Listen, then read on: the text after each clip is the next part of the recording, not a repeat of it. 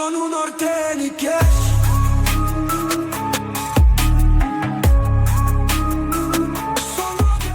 Olá, seja muito bem-vinda, muito bem-vindo a mais um Nortenicast. Eu sou a Laís Trova e é um prazer ter vocês aqui com a gente. Esse podcast nasceu para abrir conversas relevantes e técnicas sobre o agronegócio, da lavoura até a tomada de decisão. Quem trabalha no agro sabe, não basta produzir bem. No episódio de hoje, vamos conversar sobre um tema que está no coração do agronegócio brasileiro: o armazenamento de grãos. Seja você um produtor, um engenheiro agrícola, um gestor de cooperativa ou alguém que acompanha o setor, sabe que armazenar bem não é apenas uma questão operacional, é uma decisão estratégica que impacta diretamente a margem e o poder de negociação. Para nos ajudar a se aprofundar nesse assunto, temos a honra de receber a professora doutora Solenir Rufato, uma das maiores especialistas em pós-colheita do Brasil e professora da UFMT. Professora, seja muito bem-vinda ao Nortenicast, é um prazer receber você aqui. Boa tarde, Laís. Em seu nome, eu agradeço a todos da Nortene pelo convite, né? Eu sou professora, né? Sou formada em engenharia agrícola, sou professora aqui na Universidade Federal de Mato Grosso, Sinop, já há quase 20 anos. Estamos aí na área de pós-colheita. Bom, professora, para começar, então, queria que você se apresentasse para quem está nos ouvindo, né? Como foi a sua trajetória, né, até se tornar uma referência, né, uma das principais referências aqui no Brasil de pós-colheita, e o que te motivou, né, a seguir com essa área, a te levar, né, que te levou a essa área tão importante do agro brasileiro? Sim, obrigada pela consideração, Laís. Somos poucos no Brasil, então temos que trabalhar muito, né? Bem, eu já venho, né, de uma descendência de produtores, de neta, bisneta, trineta, filha de produtor, e o meu caminho foi exatamente seguir para uma da área do agronegócio, e a oportunidade que eu tive lá no Paraná, já ainda, né? Eu fiz engenharia agrícola e trabalhei muito na graduação, acredito que pela influência de professores da área, né, de pós-colheita, e também depois eu segui para Minas Gerais, para Viçosa, onde eu fiz, né, toda a parte de pós-graduação, e que eu tive a honra e a felicidade de ter grandes mestres, os melhores do Brasil na área de pós-colheita.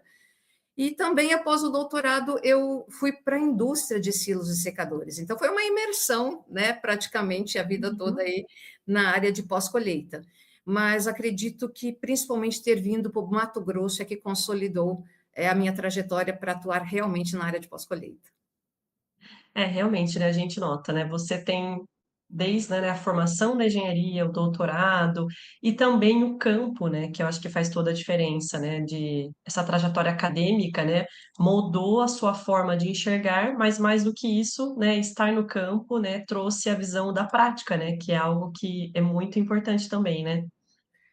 Sim, e a visão, né, dos problemas, dos desafios na armazenagem, ela foi sendo consolidada exatamente por andar pelo país, né? Lá em Minas Gerais, no mestrado, doutorado, pós-doutorado, eu atuei muito em extensão com os professores, principalmente o professor Juarez, onde a gente via a realidade, principalmente do produtor de café, em que a pós-colheita é fundamental, essencial. Então e depois, quando eu fui para a indústria, trabalhando na indústria, andei pelo Brasil inteiro, e quando você visualiza, é só fechando os olhos para não enxergar exatamente os problemas e o tanto de desafios que a gente sempre vislumbrou. É realmente uma corrida contra o tempo para a gente conseguir vencer todos os desafios que nós temos na pós-colheita. E essa vivência na estrada é que molda a nossa visão, o nosso melhor entendimento mesmo. Com certeza, professora. Bom, você atua, né, no coração aí da produção de grãos do Brasil, né, na UFMT, no campus de Sinop. Acho que é a região, uma das mais importantes, né, produtivas do país, e está tão próxima, assim, da realidade no campo. Como que influencia as suas pesquisas e a sua leitura dos desafios mesmo, sabe, do dia a dia? Sim, é como nós falamos, né? Nós estamos no olho do furacão. Aqui é a região que mais se produz e mais se armazena no Brasil, e eu ouso falar que no mundo. Então, a influência é no dia a dia, é na vivência diária. E eu tenho a felicidade por ter todo, né, esse aprendizado de trabalhar com extensão, mesmo aqui na área da pesquisa, eu procuro atuar diretamente com o produtor, ou mesmo com os armazenistas, que todos enfrentam os mesmos problemas, né? Então, acaba que vira não exatamente pesquisa, mas extensão, e é assim que vem a compreensão, e essa influência não tem, é direta, ela é total e é no dia a dia, justamente pelos grandes desafios que a gente verifica aqui no Mato Grosso, no Brasil como um todo, mas aqui é muito mais evidente, né? Os números, os problemas são muito maiores. Sim, claro. Ele é proporcional, né, o desafio é proporcional ao tamanho da produção, né. Exatamente. Estamos no Professora, lugar que mais armazena e produz, né? No Brasil, então os problemas exatamente. são gigantes realmente. Sim. Bom, excelente, professora. Dá para perceber, né, fica muito evidente, né, desde de sempre, né, das nossas conversas, que a sua visão, né, você consegue combinar essas 2 questões, né, a prática e a teoria que faz toda a diferença, né. Agora eu queria mergulhar um pouquinho nos números que a gente tem, né, e o que que isso impacta de fato, né, a vida do produtor ali.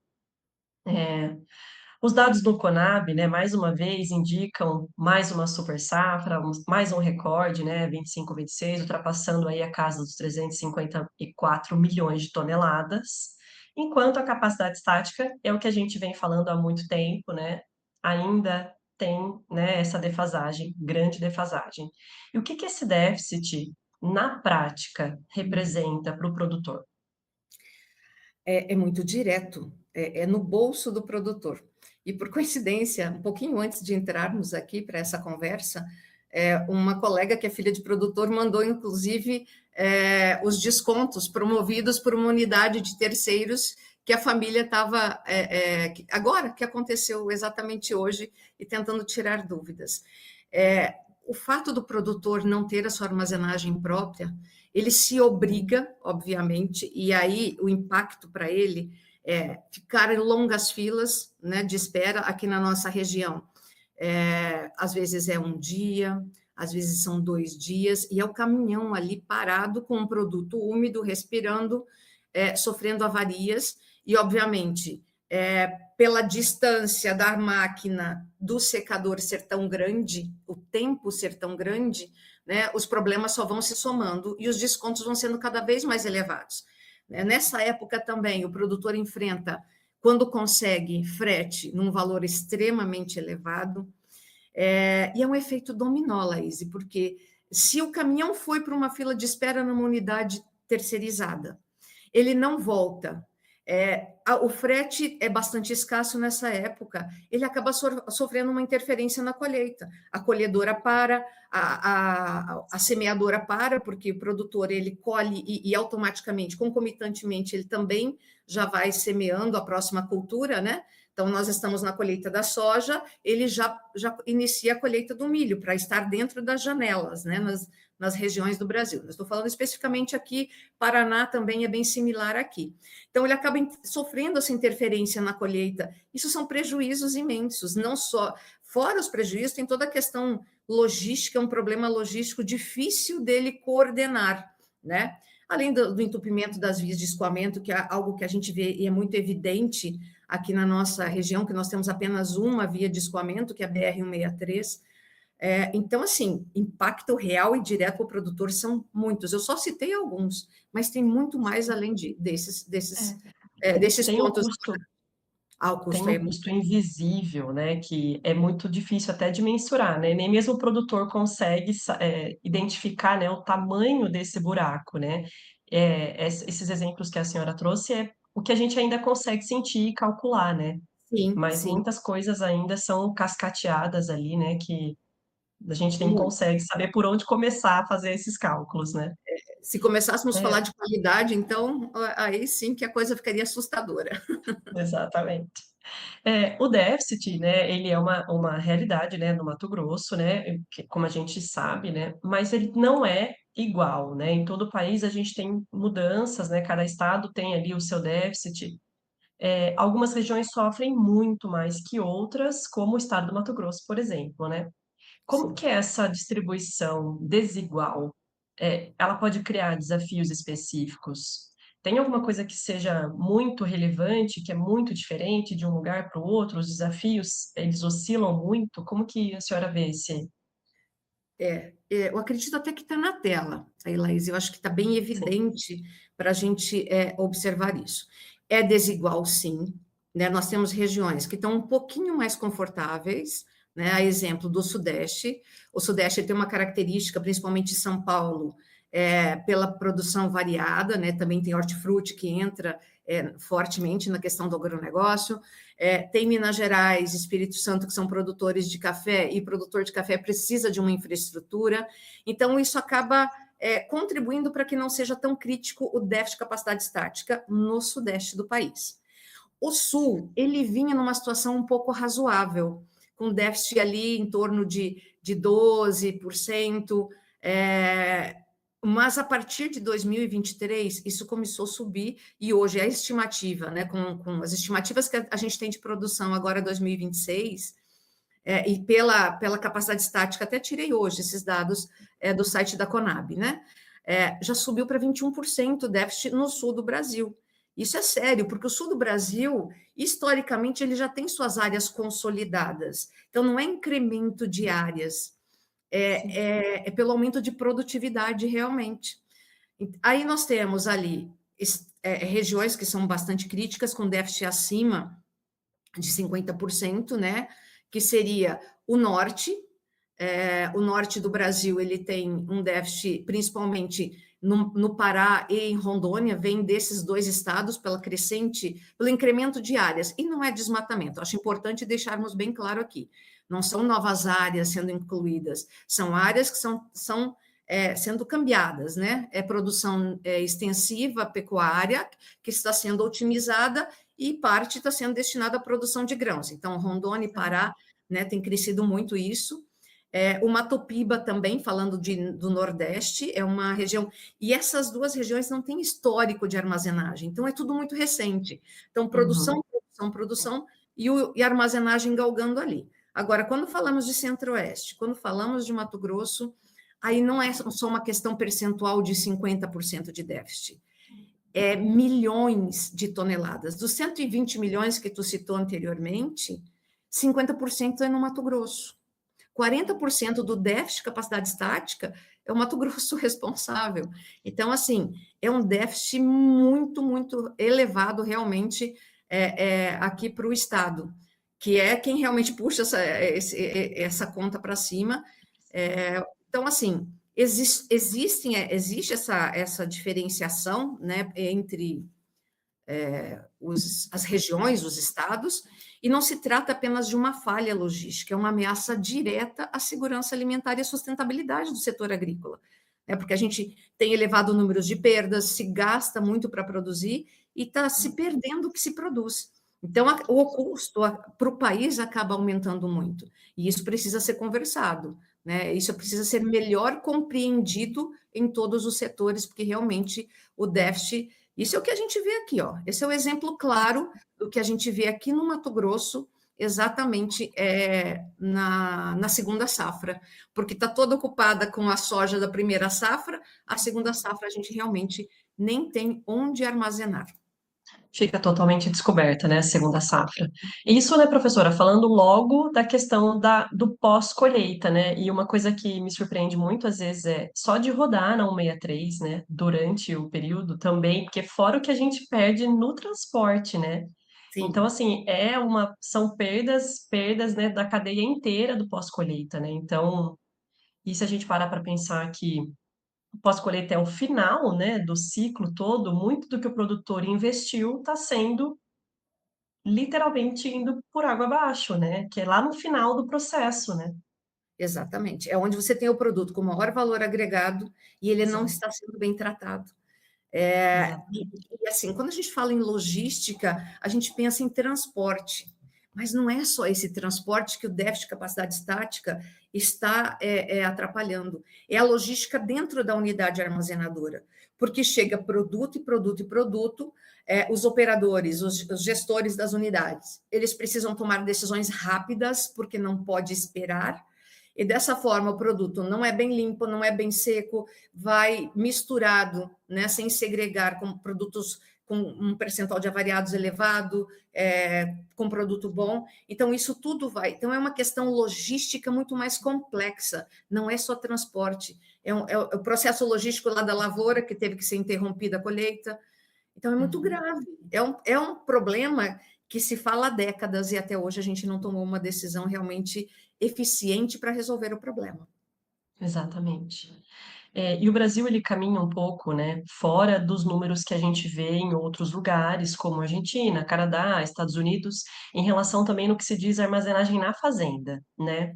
Hoje, cerca de 83% dessa armazenagem está fora da propriedade, né, rural. Produtor, o conceito que a gente sempre fala do cofre dentro de casa, né? Aqui a gente não tem muito essa cultura, né? A Sim, armazenagem ela está concentrada majoritariamente nas grandes cooperativas, nos tradings, nos armazenadores, os grandes operadores, né? E isso exato. afeta, né, muito, né, o poder de negociação e do produtor ali, né?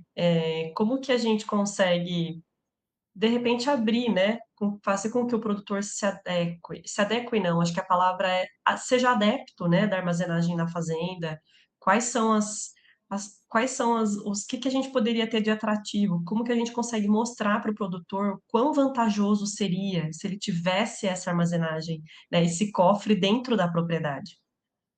Sim, eu acredito que para mostrar nada melhor do que ir no bolso, né? É falar dos impactos financeiros que o produtor ele acaba sofrendo justamente por não ter a sua unidade dentro da fazenda, né?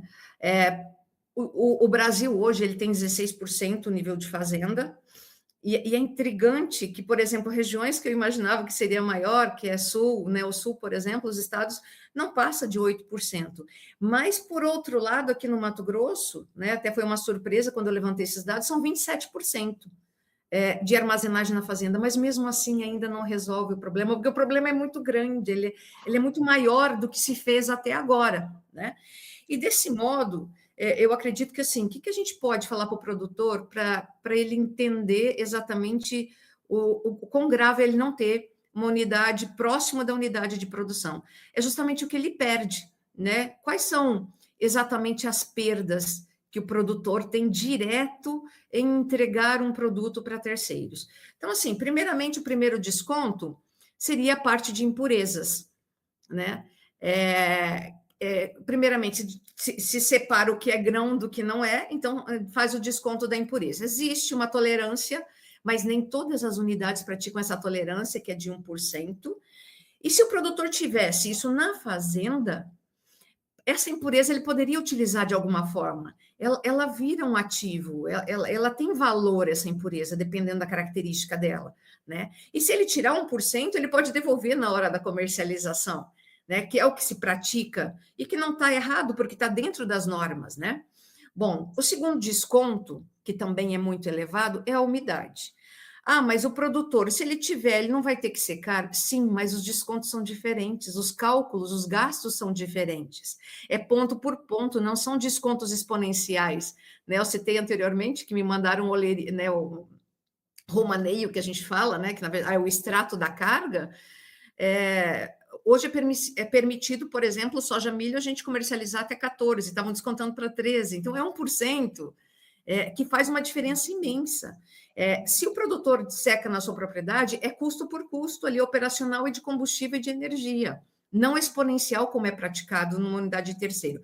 Eu gostaria de fazer um parênteses, eu acho que é importante a gente frisar isso. Ninguém está errado. As unidades coletoras, elas fazem um papel significativo e positivo no Brasil. Né, as cooperativas, se não fosse, a situação seria ainda muito pior. E outra, ninguém está fazendo um trabalho de caridade, né? São empresas que têm fins lucrativos. Então, todo mundo no seu valor ali. Mas o produtor precisa entender que ele pode ter sua própria unidade, e aí ele tem exatamente esse ganho direto nas impurezas, que é descontado e ele não traz de volta, na umidade e principalmente nos avariados. Lá na unidade em que ele entrega, ela não vai separar, não tem como separar esses avariados e devolver para o produtor. E se é possível segregar, se o produtor tem condição, por exemplo, utilizando algumas técnicas de armazenagem, como o silo-bolsa, que falaremos daqui para frente, logo mais, ele tem condições de segregar e na hora dele fazer a expedição, ele faz o padrão dentro do que rege a norma. Então, é grão que seria desconto total e que vai virar para ele, naquele peso, ele vira grão bom. Porque se ele colocar dentro do padrão, é um grão avariado que está dentro do padrão, ele vira grão bom. Então, assim, existem empresas que se valem muito exatamente desses descontos e acabam ganhando muito dinheiro. Eu não vou falar que o produtor vai ganhar dinheiro, ele vai deixar de perder. Eu acho que isso é o mais importante. Então, assim, esse diferencial no Brasil, e a gente tem exemplos maravilhosos, né? Estados Unidos, Canadá, a própria Argentina, né? Ela tem mais essa cultura, que também tem uma resistência cultural, viu? Por parte do produtor em ter sua própria unidade. Então, assim, são países que são exemplos. E para nós aqui o impacto financeiro é muito relevante em decorrência das perdas, em função das maiores distâncias, como eu comentei lá das filas, enfim, perdas de qualidade, além dos problemas logísticos que são extremamente significativos. Eu acho que isso engloba um pouco do que a gente ouve muito falar, né, sobre o basis. Então, tudo isso que a gente acabou de falar, acho que está diretamente ligado, né? Porque durante o pico da colheita, né, existe um diferencial muito grande, né, de 15, R$ 25 por saca ali, enquanto o custo dessa armazenagem, ele vai de 2,50 a R$ 4 por saca, mais ou menos, né? Então, isso na prática é um pouco do que a gente acabou de falar, né? Essa perda, né, o diferencial de base aí, é essa dinâmica que a senhora acabou de trazer, né? De todas essas, a soma de todos esses descontos e tudo isso, né? Exatamente. Essa diferença no preço do produto na época de safra, né, é justamente a lei, né, a lei maior, que é a lei da oferta e da demanda. Então, é uma oferta imediata, muita oferta, e para uma demanda que não está tão alta assim. Então, sim, os preços caem. A armazenagem, esse custo ele é bastante variável entre uma unidade e outra, é variável se ele tiver a unidade armazenadora dele, enfim. E sempre assim, quem que vai ganhar? É o comprador. Quem ganha é o comprador, né? Quem tem uma estrutura maior, quem tem uma unidade armazenadora, cooperativa, porque eles compram mais barato. Eles têm essa possibilidade, né, dessa compra. E quem vai perder sempre é o produtor. Né? É aquilo que eu falei, ele vai deixar de perder se ele tiver a sua unidade armazenadora. Não significa que ele não tenha gastos e que o preço da saca vai ser menor, maior, enfim, é a lei do mercado, né? Então, assim, se Sim, ele tiver a sua unidade, ele deixa de perder menos, como a gente havia falado agora anteriormente. sim. E dentro desse contexto tudo ainda, desse cenário global, a gente ainda tem uma questão que é econômica, né? Então, além das questões técnicas, né, que se vê em tudo isso, oferta e demanda, existe também que a gente tem visto um grande crescimento de inadimplência, várias coisas, né, acontecendo nesse cenário de crédito. E aí nisso tudo nós temos um crédito, né, com risco mais alto. Então, crédito mais seletivo, mais caro, né? E aí, mais uma vez a gente bate nisso, né? Essa falta, né, dessa armazenagem, ela amplia esse risco, né? Existe alguma relação que a gente pode citar entre a saúde financeira, né, dessa propriedade, desse produtor, e existe alguma relação com a armazenagem própria? A gente pode citar alguma coisa nesse sentido? Bom, acho que o primeiro ponto é que sem armazenagem própria, o produtor perde o poder de decisão, né? Ele fica refém de um processo comercial. Sem essa armazenagem, ele se vê obrigado a vender o mais rápido possível na safra para pagar as contas, mesmo com preço não atrativo. Né? E com armazenagem própria, existem vários pontos que ele poderia ter ao seu benefício, como, por exemplo, um fôlego financeiro, né, no momento mais apropriado, que é justamente na época de safra. É algo muito interessante, ele pode utilizar o produto como garantia financeira. Isso está crescendo muito, isso é um ponto muito interessante da gente falar. Ele consegue organizar melhor o fluxo da propriedade. Outra coisa, procurar mercados especiais. Ele não precisa necessariamente ficar no mercado de commodities, né? Ele pode. Recentemente eu conversei com um produtor aqui de Nova Mutum. Ele só soja transgênica todos os anos. Ele resolveu fazer soja convencional esse ano.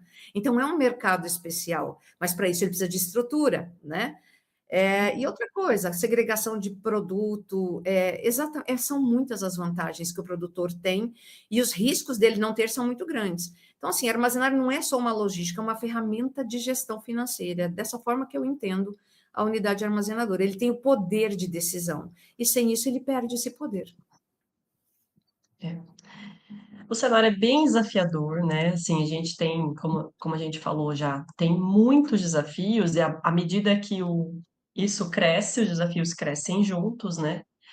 Mas também existem soluções, né? Boas soluções, né? Em evolução, né? Vamos falar um pouquinho agora sobre as tecnologias que estão mudando a forma de armazenar e gerir os riscos, né? Nesse contexto, o Silo Bolsa ganhou muito espaço nos últimos anos, né? Como uma alternativa mais flexível e de menor investimento para o produtor. Hoje, professora, como você avalia essa tecnologia em termos de qualidade e segurança para o produtor? Falar de silo bolsa é bom, né? A gente É bom, a gente estamos nessa adora. estrada há algum tempinho. Bem, eu já tenho trabalhado, Laís, com silo bolsa, acho que desde 2015. O silo bolsa ele foi introduzido no Brasil, já acredito que lá no anos 2000, mais ou menos, né? Mas efetivamente, o que eu tenho percebido é que ele avançou mais aqui no Brasil, que até está rompendo essa barreira cultural de resistência por parte do produtor e até das tradings, né, das cooperativas, tem essa resistência, e eu tenho percebido isso diminuir, né? Então, assim, tenho percebido que tem aumentado bem, e eu acredito que de agora em diante, pelos temas de armazenagem está vindo mais em evidência, da gente conversar mais. Isso é um exemplo da gente trazer essas informações para o produtor, e também não só para o produtor, envolvidos no setor, e investidores, que eu acredito que tenham, né? Muitos investidores que procurem áreas estratégicas, principalmente do agronegócio, e essa é uma das áreas mais estratégicas do agronegócio. Então, eu entendo sim que o Silo Bolsa ele vai crescer. Tem crescido muito, né, ao longo dos anos. Hoje o Brasil é um dos maiores usuários de Silo Bolsa, né? Recentemente no Congresso a gente apresentou alguns dados. Então, assim, os números, apesar da gente usar pouco o Silo Bolsa pela possibilidade, pelo potencial, os números nossos são os maiores ainda, são por volta de 160 mil bolsas que se utiliza hoje, né? E o Centro-Oeste tem sido um grande usuário de Silo Bolsa, é o que mais tem utilizado, o Nordeste também, justamente na região do Mato Piba, ali, né?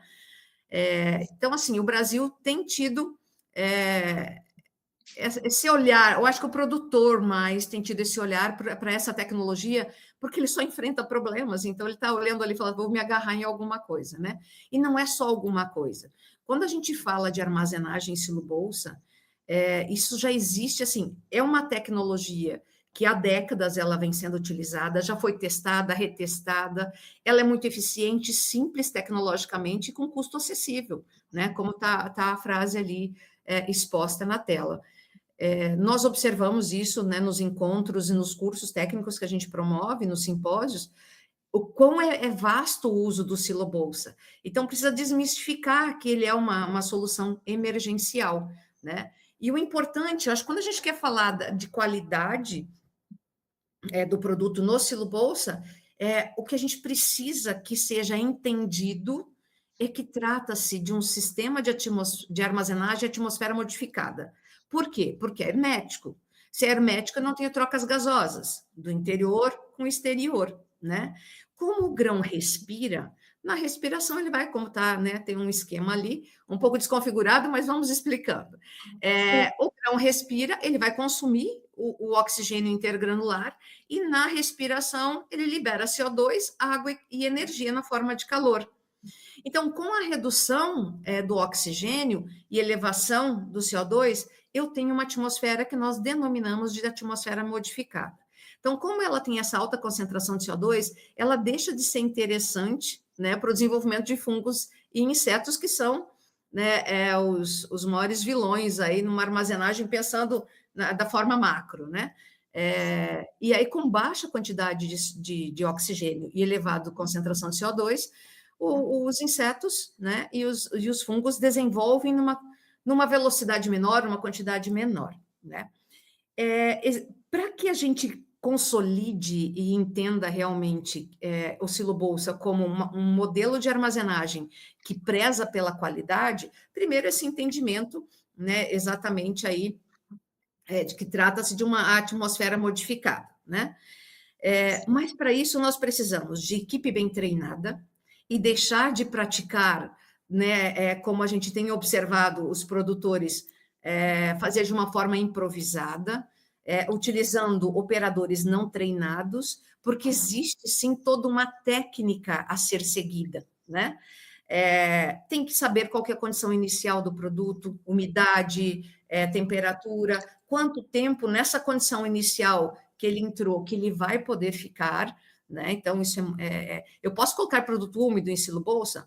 Posso, mas eu tenho um limite máximo de tempo para deixar ele dentro do silo bolsa. Então, é tudo muito dependente da umidade. E para a gente fechar esse assunto de qualidade do produto no silo bolsa, existe uma quebra técnica que acontece demais aqui no Centro-Oeste, né, na época de seca, de junho a setembro, que a gente tem umidade relativa muito baixa. Para eu conservar o produto num silo metálico, num armazém graneleiro, necessariamente eu vou fazer a aeração com esse ar com baixa umidade relativa. Como o ar tem uma pressão de vapor menor que a do grão, o grão vai ceder água para esse ar.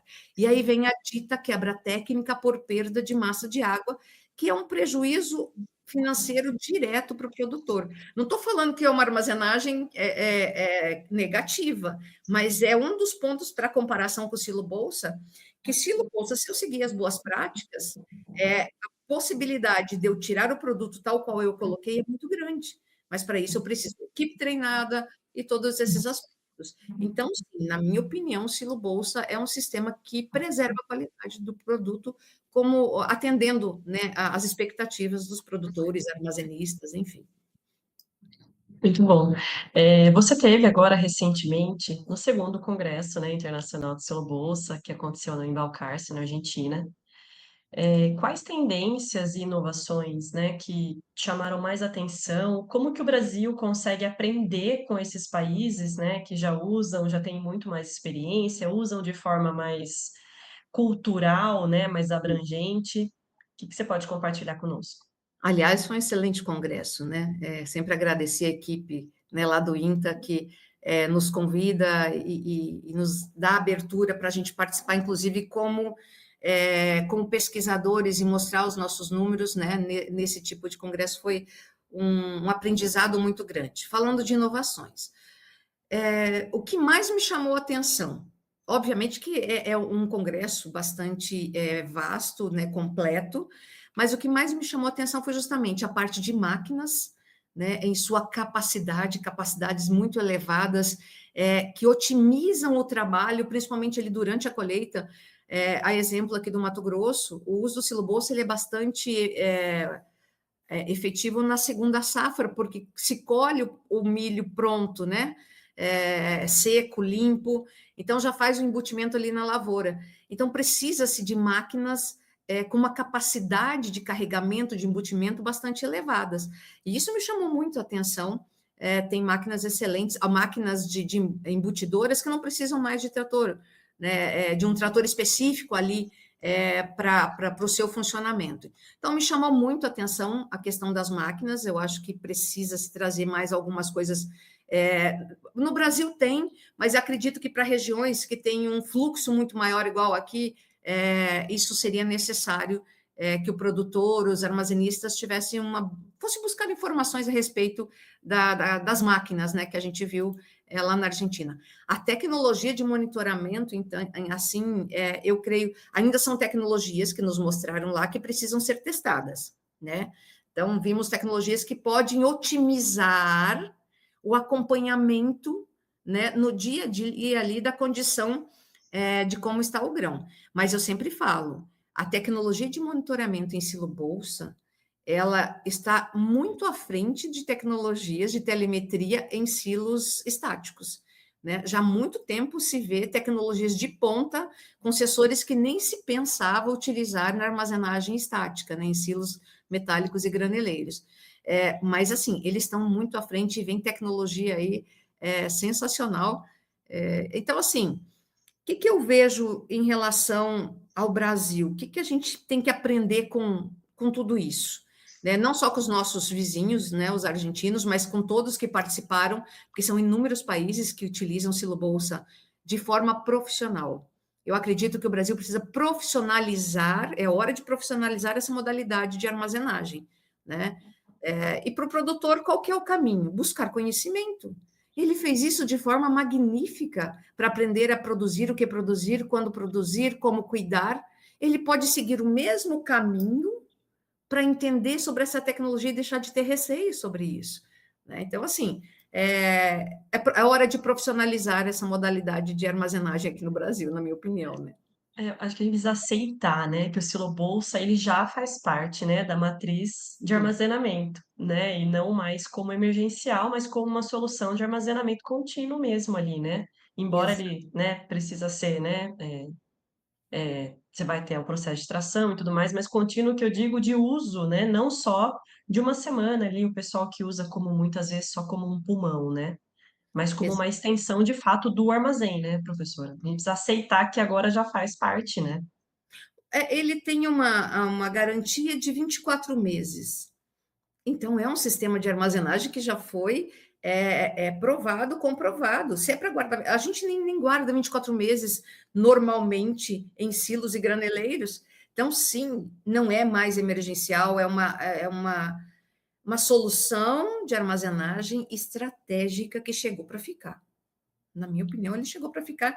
E assim, o produtor tem que deixar de ter tanta resistência, e para isso ele precisa buscar conhecimento. A gente oferece tanta coisa, né, Laís? E cursos, simpósios, nas feiras também, eu acredito que tem algumas demonstrações, e o produtor vai saber o caminho, ele vai aprender o caminho assim como ele sempre aprendeu, de forma magnífica. Foi surpreendente o que, se a gente analisar os números, né, surpreendente, né, a questão de produtividade. A gente estava falando do milho, né, agora há pouco. Os números são exponenciais, né, do quanto o produtor é capaz de produzir mais e melhor, né? Por que Sim, não agora buscar o caminho de armazenar de outro modo, né? Da gente aprender um pouco mais sobre isso, né? exatamente. Uhum. Bom, professor, além, né, do Silo Bolsa, eu vou trazer um tema que a senhora acabou de dizer, que é sobre, a gente vê um grande avanço já, né, das tecnologias digitais, os sensores de temperatura, umidade, CO2, né? E a partir da sua trajetória, né, acadêmica, sua experiência prática, essas tecnologias, elas têm, transformado a gestão de risco? O produtor hoje, ele pode se sentir mais seguro ao investir nessas soluções? Olha, sim, a resposta é sim, né? Mas nós temos muita tecnologia em desenvolvimento. Até pouco tempo atrás a gente só falava de temperatura. Depois, pelos sensores digitais, mudou-se, na verdade, o sinal, é a celeridade e a qualidade do sinal da temperatura que chega lá né, no registrador lá de dados, que nós tínhamos a parte mais analógica, né? E agora a gente fala de sensor de temperatura, umidade relativa, que nos permite, né? Se eu tiver sensor, acho que eu vou até passar para o próximo aqui, ó. Se eu tiver sensor de temperatura e umidade relativa na massa de grãos, eu consigo estimar com cálculos matemáticos qual que é a umidade que está lá na massa de grãos, coisa que era impossível. Porque assim, qual que é o olho dentro de um volume imenso de grãos dentro de um silo ou de um graneleiro? São sensores. É a única tecnologia que temos disponível. Antes era só temperatura, agora é temperatura com sensor digital e temos também umidade relativa. E também estamos caminhando para essa armazenagem estática, sensores de CO2. Eu utilizo um apelido, né? Eu dei um apelido para o sensor de CO2. Eu falo que ele é o fofoqueiro. Por quê? É um gás ele conta rapidamente se tem algum problema. Então, assim, muito rápido, é fácil de você detectar se tem algum problema. E é interessante, esses gráficos que estão na tela, isso são monitoramentos em silo bolsa. Então, em silo bolsa, o primeiro sensor, né, que eu lembro de ter ouvido falar era de CO2 e não de temperatura. E seguiu-se para CO2 em silo bolsa, né? Seguiu-se na esfera do CO2 com esse sensor e também foram incrementados sensores de temperatura e principalmente temperatura e umidade relativa. Só que para as unidades estáticas, CO2 ainda não é realidade. Então, assim, são tecnologias que estão em desenvolvimento, estão crescendo, tem umas já com resultados muito bons, outras que tiveram alguns problemas. Então, assim, o produtor pode ficar tranquilo, ele deveria ficar com a cabeça cheia e muito preocupado se ele não tiver uma ferramenta dessas. Porque como que ele vai saber qual a condição do produto lá dentro? Entendo essa ferramenta, por mais, né, talvez que tenha alguma falha ou outra, ela vai te dar alguma informação. Então, você tem essa informação de como o produto está lá dentro. Então, ele deveria ficar inseguro se ele não tiver nenhuma ferramenta. E sim, essas ferramentas, elas também, muitas estão em desenvolvimento, estão em aperfeiçoamento, e não há outra forma se não monitorar, não tem, porque a segurança, ela depende de tecnologia. Então, assim, tem que desmistificar o uso da utilização tecnológica. Se o produtor, talvez ele não queira, né, aprender tudo isso, ele pode designar isso para um jovem ou um jovem profissional, colaborador dele ali, um filho, alguém, porque o caminho é esse. Então, assim, isso aqui são alguns exemplos que a gente foi monitorando, inclusive mostrando nas diferentes profundidades de um silo bolsa, e isso você consegue fazer no silo estático, qual a condição do produto. Porque se eu não tiver isso, eu estou cego. E dentro do meus cofres, eu não sei o que está acontecendo, porque é o cofre da propriedade. Né? Então, sim, tecnologia é o caminho, não temos como retroceder mais. A tecnologia como gestão, né, desse risco, né? Porque a questão é assim, né? O sensor ele não vai fazer o trabalho, né? Ele Não, vai te avisar se tem algum. Eu acho que assim, ele não vai evitar que o erro, né, que o dano aconteça, mas você vai saber imediatamente assim que acontece. E aí você pode tomar uma decisão, porque muitas vezes a gente vê, né, o pessoal acaba. Eu ia falar, né, no espanhol, armando, né? Arma o silobolsa ali. E sim. aí aparece daqui 6 meses para ver o que tem dentro. Então, a gente já vê muita experiência ruim do produtor por causa dessa questão cultural, desse trato, né. E Sim, as tecnologias, elas vêm para isso, olha, principalmente, por exemplo, a senhora falou do CO2, ele é o primeiro que vai surtir ali, né, por mais que às vezes a temperatura esteja tudo em ordem ainda, o CO2 gritou, tem alguma coisa errada, vai lá ver, já toma uma decisão, né. E a exato. gente falar de uma única bolsa é uma coisa, mas a gente é muito comum, a gente ver os pátios aí 300, 500, 1000 bolsas, né, e essa gestão, né, de tudo isso ali armazenado, né, sem esse controle, né. Sim. Quando a gente leva para o exponencial, é a noção do tamanho disso, né.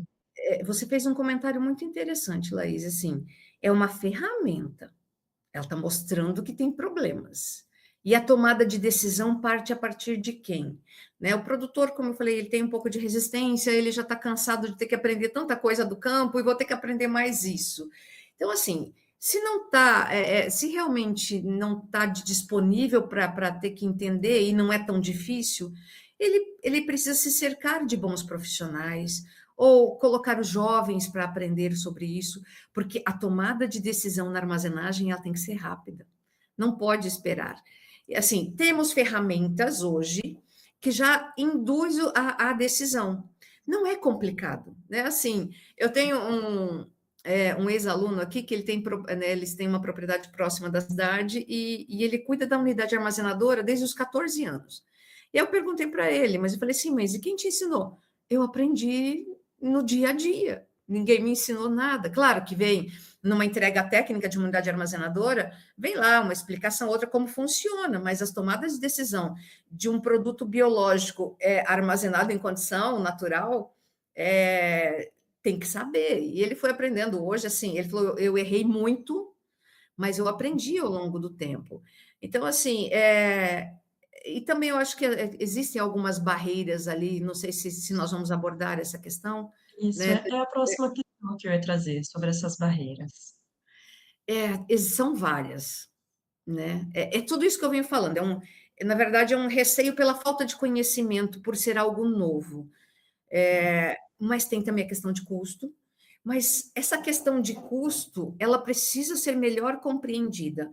No primeiro olhar, assim, fala, nossa, tudo isso por saca, ou sei lá, por tonelada, mas se observar os efeitos e o resultado que essas ferramentas trazem, isso fica irrisório perante o volume armazenado e o valor que esse produto armazenado tem. Então, assim, a questão custo no primeiro impacto ela passa a ser importante, mas precisa ser melhor explicado para o produtor. Eu acho que conhecimento é tudo, né? Eu acho que esse é o caminho. Ele tem realmente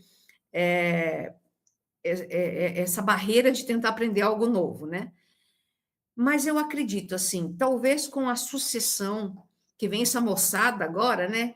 Eles já nascem com a tecnologia, com os aplicativos todos instalados, com uma facilidade imensa de aprender essa tecnologia.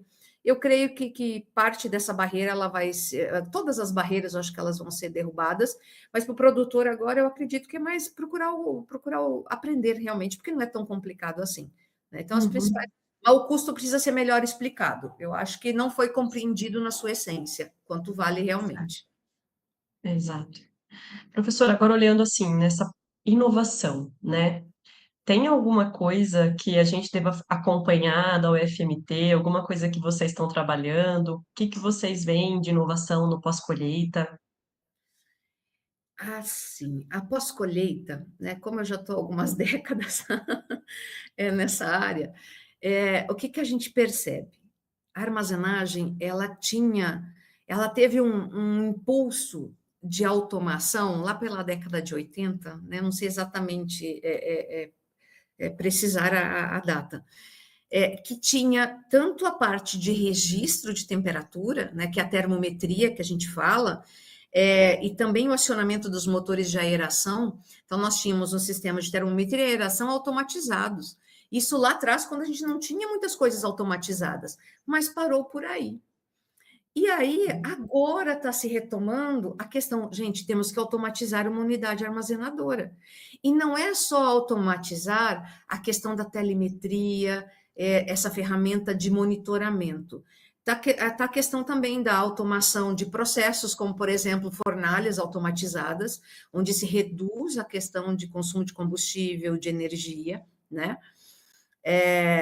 Então, assim, o que eu vejo mais que vai crescer é a automação de processos, que tem de novo, telemetria, principalmente com a incorporação de sensores de CO2.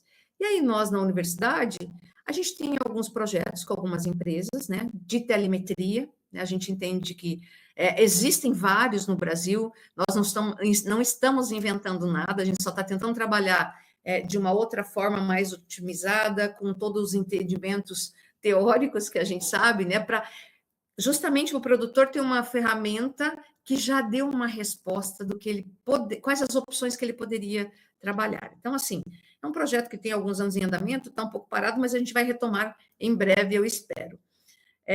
Outra veia de pesquisas interessantes que está surgindo, e não só nós aqui, mas nós estamos trabalhando com empresas, é justamente o tratamento de grãos com produtos que não sejam químicos, né? Então, principalmente para controle de patógenos, né? Na parte de grãos, isso é algo na pesquisa que a gente está trabalhando já efetivamente há um bom tempo, temos resultados interessantes, em breve a gente lança por aí para todos, né, ficarem sabendo. E provavelmente, né, nós estamos em conversa, é justamente testar essas tecnologias novas de monitoramento em silo-bolsa, né? A ideia foi desenvolvida, né, ela foi trabalhada, mas ela precisa ir para campo efetivamente em várias regiões, com climas diferentes, condições diferentes, produtos diferentes. Então, é provável que a gente vá trabalhar, sim, com essas inovações, e eu estou numa ansiedade, numa vontade, né? Imagino. Campo é o que mais. Claro que eu adoro trabalhar na universidade, em sala de aula, na pesquisa dentro de laboratório, mas campo realmente é o que nos apaixona. Exatamente. Professora, dentro desse, a gente fala muito, né? Uma coisa que a gente conversou um pouco, um tema que a senhora trouxe logo no começo foi a questão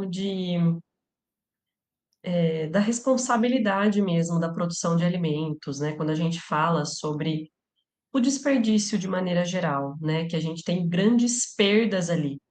Então, como que a senhora vê, né, essa questão, como que essas inovações, né, elas de repente, elas poderiam, né, conectar sustentabilidade, redução de perdas, redução de desperdício, algo que é bem latente, né, sobre segurança alimentar, né? Como que a gente poderia trabalhar com isso? Falando dessas tecnologias, eu acredito que tudo assim se resume em eficiência e controle, né? Se eu tenho uma eficiência, eu consigo controlar uma eficiência de monitoramento, eu consigo controlar melhor e, obviamente, por consequência, investindo nessas tecnologias, eu vou reduzir as perdas. Logo que o que foi produzido vai ser conservado.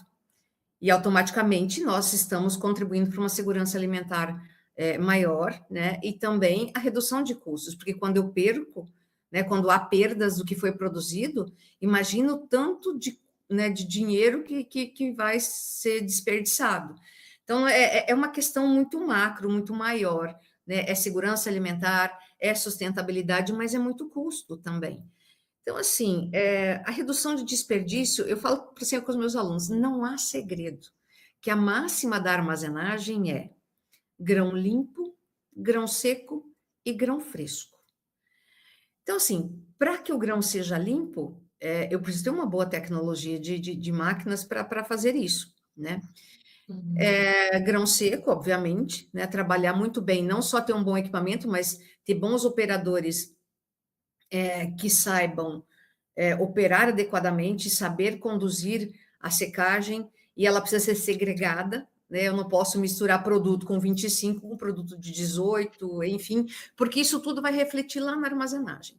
Mas falando de tecnologia, é, a tecnologia ela vem justamente para nos facilitar em conservar o grão. Para conservar, eu tenho que deixar ele fresco, frio. Né? Então, eu só vou. Então, a máxima da armazenagem é grão limpo, grão seco e grão fresco. Não tem segredo. Mas para eu conduzir isso, eu preciso de tecnologia, eu preciso de ferramentas que me auxiliem nesse sentido.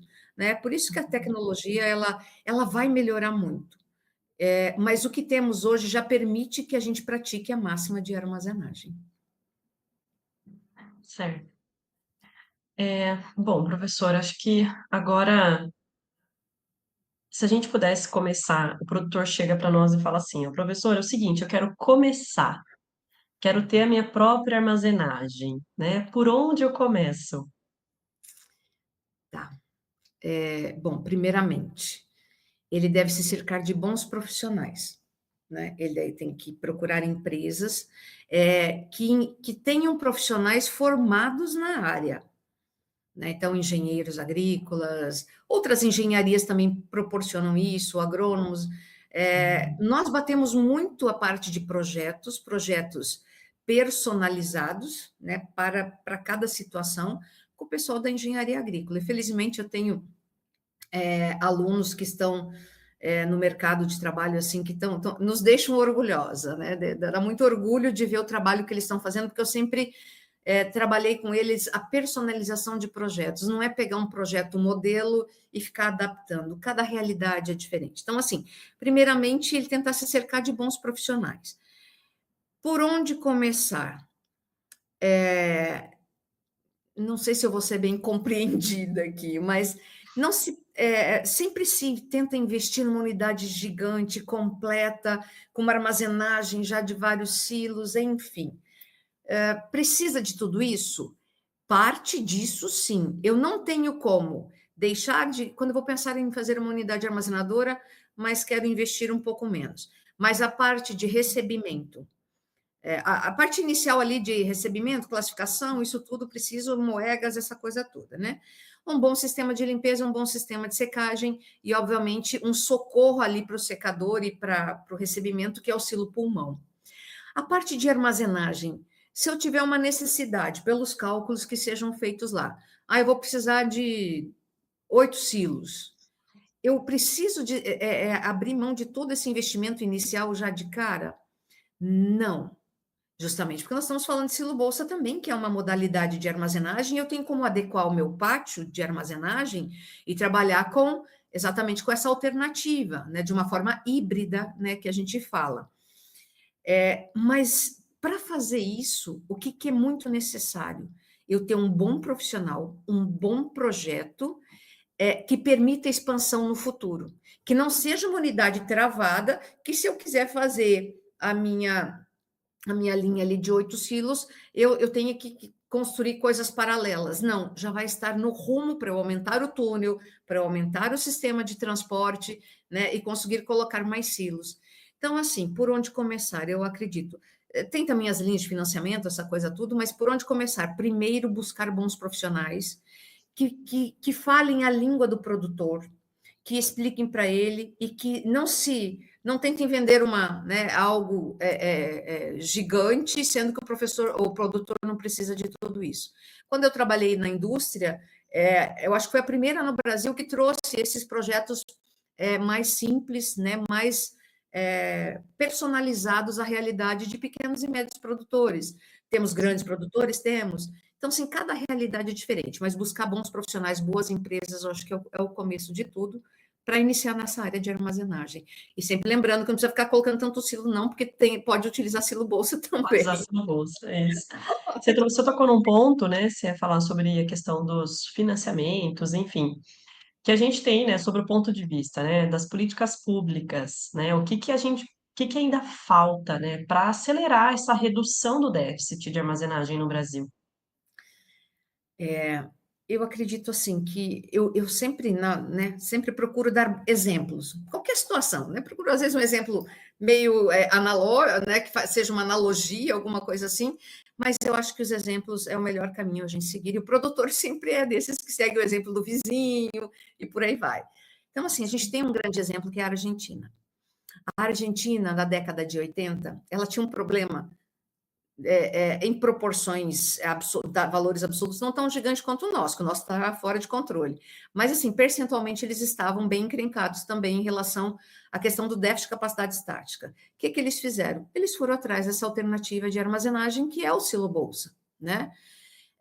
Mas, assim, como fazer o silo-bolsa virar uma realidade de armazenagem? O que, que eles fizeram? Aí que vem o papel das políticas públicas, né? Então, juntou-se, eles fizeram uma união das empresas, das indústrias, do governo e justamente das instituições de pesquisa. Eles sentaram à mesa para conversar todos e fizeram um plano, fizeram um programa para isso. É por isso que o Silo Bolsa virou realidade na Argentina. Nós estamos vendo aí na tela, né, os números da Argentina, né, com a generosidade do Ricardo, né? O Ricardo Bartosik, grande amigo nosso, uma das pessoas que eu tenho admiração imensa, ele e o Leandro e toda a equipe deles lá do Inter na Argentina.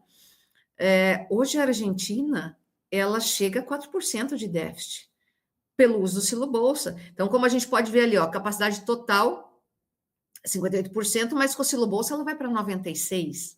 O Silo Bolsa é responsável por 39%, né? Na fazenda ali eles têm 11,5%, mas isso dá para ver que não é só o produtor que utiliza. As grandes cooperativas, tradings na Argentina utilizam muito do Silo Bolsa. Então, se quem é profissional utiliza, por que o produtor ainda tem receio?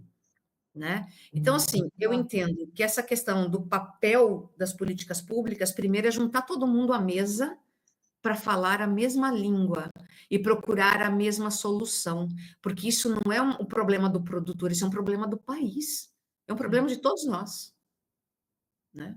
Exato. Uhum. Aí, assim, falando das linhas de financiamento, tem os PCAs da vida, essa coisa toda, isso não é suficiente, porque se fosse, a gente já teria resolvido o problema. É algo muito maior, tem que ser um programa permanente, é um plano integrado, tem que ser uma coisa a longo prazo, porque o déficit de capacidade estática ele está aí há décadas e a gente ainda não resolveu praticamente nada, ele só sobe, só aumenta, a O leque distância só abre, né? só abre, e mostrei lá atrás, né, dá para ver a evolução, ao longo dos anos só está crescendo, então significa que a gente está indo em caminho contrário, Algo está exatamente. muito errado, porque não temos políticas públicas, porque não sentamos à mesa para conversar. Essa, na verdade, assim, é o que a gente verifica andando pela estrada, né? É muito mais um movimento de cooperação, né, e no objetivo é o mesmo, né, todo mundo deveria falar, né, sobre o mesmo objetivo, né, todo mundo buscar isso, né. É porque o Então, Brasil, ele assim, pode falar, desculpa, Cris. só para Não, complementar rapidinho, o Brasil se vale, né, da informação de que é responsável por 10% da alimentação do mundo. Mas e o quanto a gente perde? Quanto que a gente perde? A gente teria que trabalhar melhor isso, porque talvez a gente seja responsável por muito mais que 10%, porque a gente não está considerando o que se perde.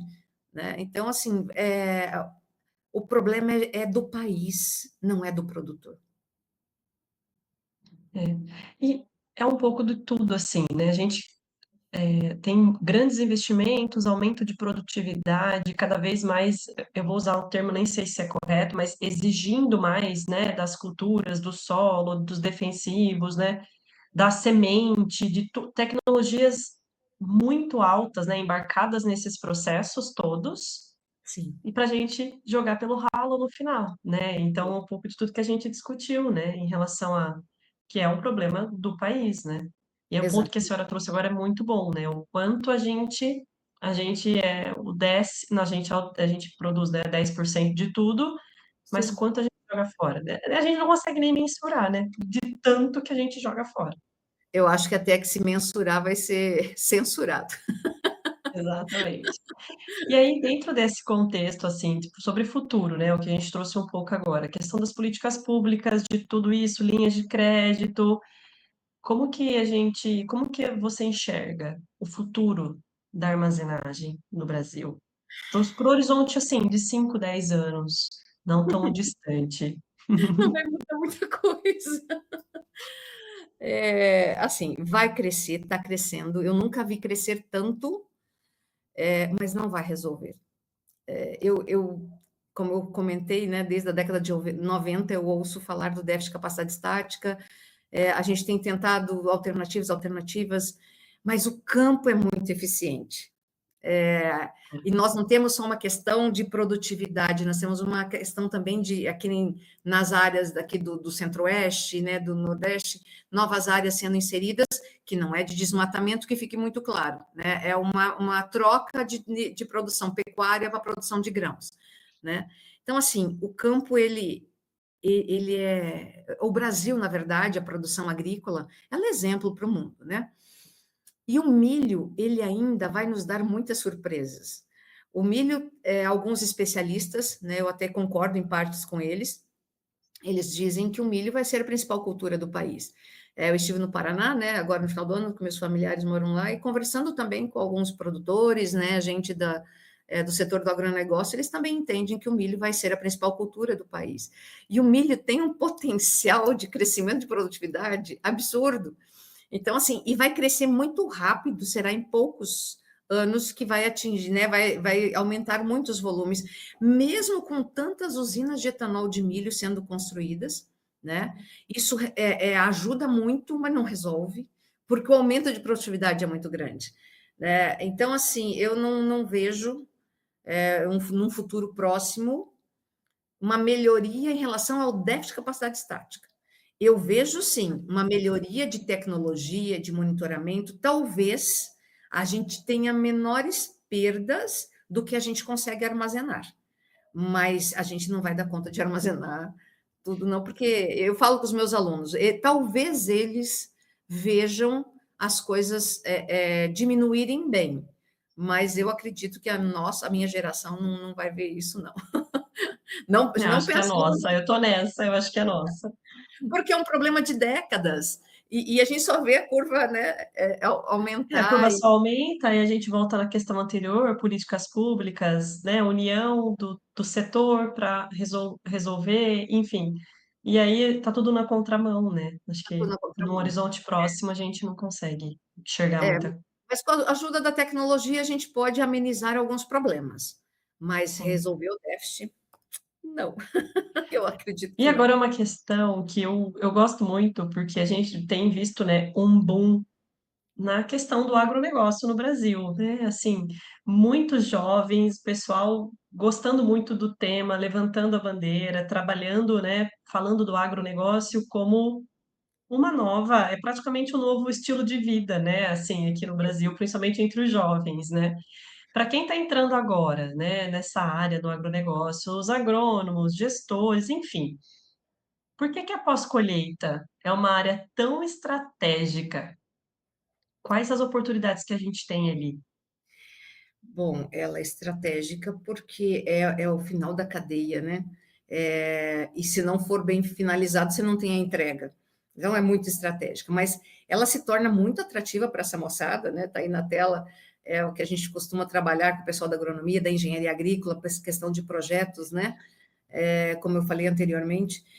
Mas ela se torna muito atrativa para essa moçada porque é tecnologia, é automação, tem a questão da tomada de decisão, questão logística, custo, a parte do mercado financeiro, né, que também acaba atraindo esses jovens, né? Eu vejo meus alunos aí investindo em bolsa, eu falo, gente, eu nunca, né, nunca trabalhei com essas coisas, eles já estão ali no celular, já trabalhando, porque são questões tecnológicas. Então, acredito que atrai muito eles por ser essa área de inovação.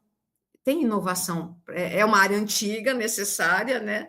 Mas tem muita questão de inovação. E ela passa a ser estratégica justamente por ser o final da cadeia. Então, a gente precisa muito desses jovens.